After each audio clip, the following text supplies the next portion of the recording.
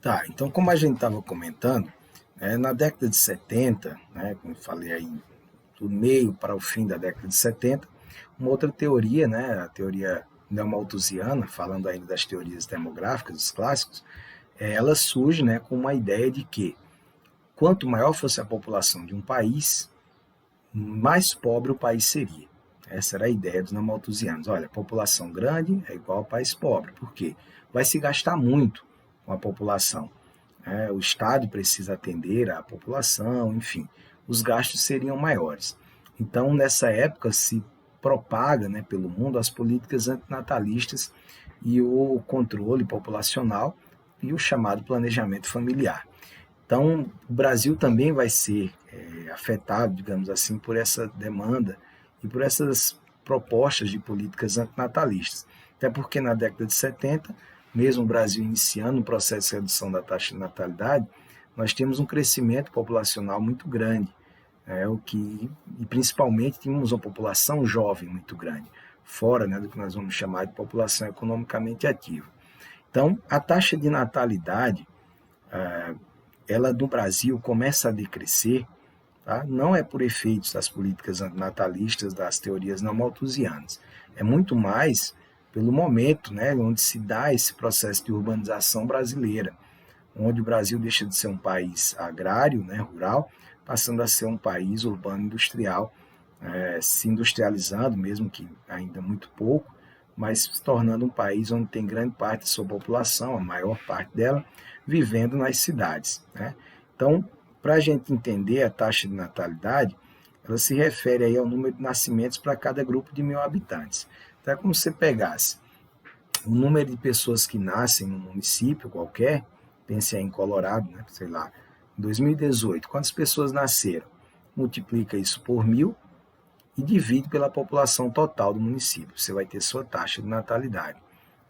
E isso é apenas uma taxa de natalidade, não se refere essencialmente ao crescimento da população. Você pode ter uma alta taxa de natalidade e também uma alta taxa de mortalidade, que vai reduzir o seu crescimento natural, o crescimento vegetativo. Então, esses pontos a gente vai entendendo aqui aos poucos.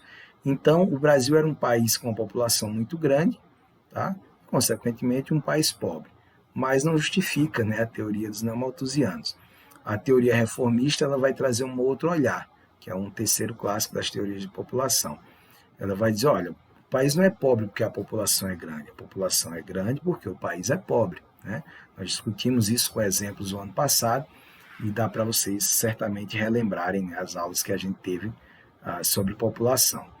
Então, o Brasil começa a ter uma redução na sua taxa de natalidade a partir de 1970, acompanhando o processo de urbanização brasileira.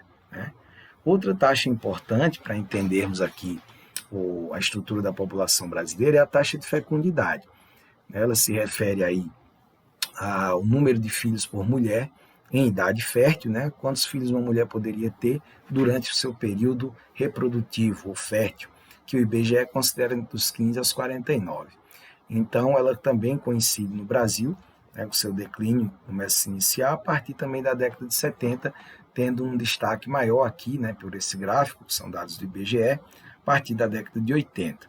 Então, aqui é como se tivesse uma média de 6 filhos por mulher. Não é que todas as mulheres tinham 6 filhos. Tinha mulher que só tinha um, tinha mulher que tinha 14, tinha 12, tinha 8. Uma mulher tinha 2, outra tinha 15 filhos. Só vocês olharem aí as histórias dos antepassados de vocês e vão ver como as famílias eram numerosas. Então, por que as famílias passam a diminuir? É só você refletir, pensar, por exemplo, é mais fácil criar filhos na cidade ou no campo? Antes nós éramos um país rural, as famílias viviam majoritariamente no campo. Hoje, a partir daqui da década de 70, as famílias vão passar a viver majoritariamente na cidade. E é tudo mais difícil, criar filhos na cidade e também mais caro. Então, as mulheres também vão entrar no mercado de trabalho, tá? Vão se inserir, se colocar no mercado de trabalho, o que também faz com que essa taxa de fecundidade seja reduzida. As mulheres vão passar a ter menos filhos para poder estudar mais, trabalhar mais, consequentemente ter uma vida melhor no tocante à questão financeira.